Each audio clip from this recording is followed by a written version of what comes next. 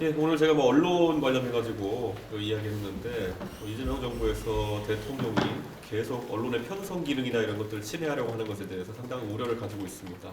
이제 정권이 6개월로 돌아서면서 정권에 누적된 이런 잘못들이 생기니까 언론의 보도 기능을 위축시키려고 하는 시도가 있습니다.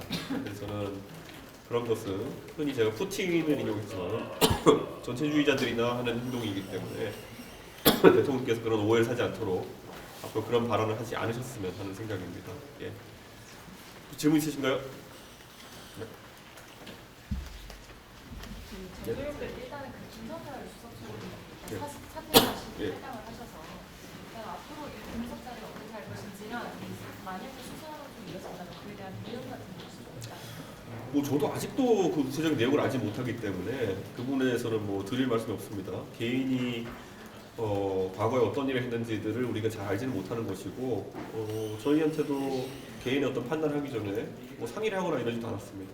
그렇기 때문에 인지하고 있는 내용은 없고 저는 뭐 제가 친한 언론인이나 아니면 친한 인사들이 뭐 그런 것들이 거론될 수는 있겠다라는 정도의 얘기를 하길래 저는 뭐 당사자가 확인해주지 않는 이상 제가 뭐 알 수 있는 방법이 없었고 그런 느낌 정도가 있었는데 상의하지 않고 어떤 판단해가지고 저도 뭐 당황스럽습니다.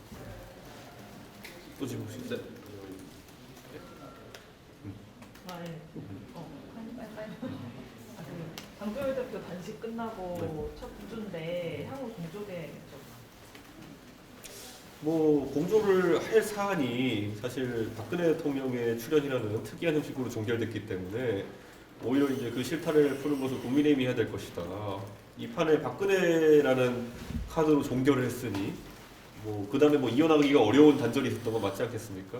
그래서 저는 그거는 오히려 국민의힘 측에서 공조를 이어가고 싶다면은 어떤 개연성이었는지 또 앞으로 어떤 생각으로 그렇게 종결한 것인지는 설명해야 되지 않을까 그런 생각을 합니다. 그리고 뭐 또 한편으로는 장동건 대표가 뭐 건강을 회복하고 나서 그 당의 최고위원회가 활성화된다 한들 한동안은 한동훈 전 대표에 대한 징계 국면 때문에 시끄러울 것이기 때문에 개혁신당은 그 과정에서는 빠져 있고자 합니다. 그래서 그 부분은 조속히 국민의힘 내에서 그 일을 마무리 지어야 아마 개혁신당과의 협조 국면이 다시 나타날 수 있을 것이다 생각합니다.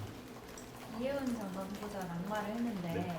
그 청와대에서는 다시 보수 진영을 또 이제 기용할 것이다라고 밝혔는데 적임자를 잘 찾을 수 있을 거라고 생각하시나요? 뭐 보수 진영의 경제에 대한 해박한 지식을 가지고 있는 분들은 많습니다. 예, 그렇기 때문에 충분히 찾을 수 있을 텐데요. 그게 아마 이재명 대통령이 본인의 확장적 재정 기조에 대해 가지고 불안감을 스스로도 갖고 있기 때문이 아닐까 그런 생각을 합니다. 과거 문재인 정부 시절에 확장적 재정 기조와 코로나 지원금 등으로 인해 가지고 주택 가격이 상승하고 물가가 상승하니까 결국 홍남기 부총리가 여러 가지 지출을 막는 역할을 하기 위해서 애썼던 것처럼 지금도 대외적으로 긴축을 좀 하겠다는 의지를 보일 필요성을 대통령이 밖에 말하는 것과는 다르게 이미 하고 있는 게 아닌가 그렇게 생각합니다. 환율 문제나 이런 것들 아무 일 아닌 척하지만은 사실 이미 심각한 상태에 다루고 있는 겁니다. 그래서 뭐 당연히 그런 사람을 쓸 거라 생각하는데 문제는 제가 이해훈 후보자에 대해서 지적하고 싶은 것은 제가 처음에 이해훈 후보자가 지명되었을 때만 해도 뭐 여러 가지 논란이 있을 수는 있지만은 어쨌든 본인의 어쨌든 정책적 기조나 이런 것들을 유지하면서 이재명 정부를 견제하는 역할을 해낸다 그러면은 응원하겠다. 근데 그렇지 않는다 그러면 나부터 비판하겠다 그랬는데 청문회 과정에서 개인의 비리에 대해서 응답하는 것과 별개로 확장적 재정 정책에 대해 가지고 굉장히 자신의 생각이 바뀌었다는 취지로 이렇게 이야기하는 걸 보면서 굉장히 실망을 많이 했습니다. 뭐 보수 성향의 인사가 등용된다 하더라도 그 색채와 맛을 잃지 않고 직을 수행해야 되는 것인데 저런 식으로 민주당의 강선 지지층과 그리고 정치적인 공방 속에서 본인의 색채를 잃어버릴 것이라면 효과는 크지 않을 거라고 봅니다. 더 질문 있으십니까? 네, 그리고 이재명 대통령이 정부 이기는 시장 없다 이런 발언하면서 다주택자 중과세 얘기하고 있는데 어떻게 보십니까? 그러니까 시장 이기는 정부 없고 정부 이기는 시장 없다라고 동시에 말해버리면은 결국은 교착 상태를 의미하는 거거든요. 그러니까 그거는 뭐 수사의 한 가지 방법일 수 있겠지만은 그다지 논리적인 수사법은 아니다 이렇게 생각하고요. 저는 이재명 대통령께서 결국은 알고 계신 것 같습니다. 예, 최근에 돈이 많이 풀리고 특히 주식시장의 상승으로 인해 가지고 만약에 주식시장의 상승세가 멈추는 순간이 되면은 그 돈이 다시 부동산으로 갈 수 있다라는 것을 인지하고 있는 것으로 보입니다. 근데 그걸 공급으로 풀지 않고 규제로 풀었을 때 사실 어떤 일이 발생할까 저는 정부가 거기에 대한 대처를 철저히 해야 된다 생각합니다. 어제랑 오늘 라디오에서 이번 지원 지휘 의지를 드러내셨는데 네. 이번에 위기사 추마 가능성 공부하고 있지 않은 건지 궁금하고 그리고 천하람 대표님이나 유주영 의원님 같은 경우에도 가로채 대한 추마 가능성이 있는지 뭐 천하람 의원이나 이주영 의원에 대해서 제가 뭐 대신해서 얘기할 수 있는 자격은 없을 것 같고요.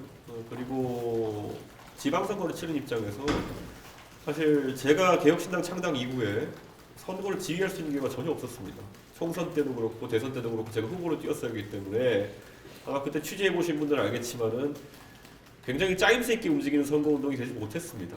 예, 그런 측면에서 이번에 우리 당을 믿고 선거에 나선 후보들을 체계적으로 지원하는 것이 저희 막중한 책무다 이렇게 생각하고 있습니다. 직접 뛰기에는 지금 그 지휘 역할 또는 관리 역할을 할 인물이 아직까지 많이 부족한 것이 개혁신당의 현실입니다. 그래서 철저하게 지원하는 형태로 가겠습니다. 질문 더 없으시면 여기까지 하도록 하겠습니다. 아까 그 정동영 대표 단식 관련해서 박근혜 대통령의 카드로 끝난 것이 네. 배가 안 온다고 예전에도 네. 말씀 주셨고 방금도 얘기해 주셨는데요. 그러면 이렇게 좀 종결된 것이 조금 더 어떻게 부정적으로 평가하시는지 구체적으로 조금만 더 말씀 주시죠. 그러니까 그 다음에 메시지를 뭔가 이어가기에는 앞으로 뭐 그렇다고 장동욱 대표가 박근혜 대통령과 어떤 교류를 통해 가지고 특별한 메시지를 낼 것 같지도 않고요. 결국은 무엇을 하겠다가 물음표 상태로 남아 있는 상황입니다. 그리고 제가 오늘 아침 라디오에서도 얘기했지만은 박근혜 대통령이라는 분이 그냥 오란다고 오고 가라고 가는 분이 아니거든요. 그렇기 때문에 상당한 정치적인 어떤 비용을 아마 국민이 부담해야 될 텐데 그럼 과연 박근혜 대통령의 현재 상황에서 그분이 기대하는 정치적인 어떤 혜택 또는 비용이 뭘까라고 생각했을 때 몇 가지 생각나지가 않습니다. 그렇기 때문에 지방선거에 대한 물음표가 더 커지지 않았나 그런 생각을 합니다.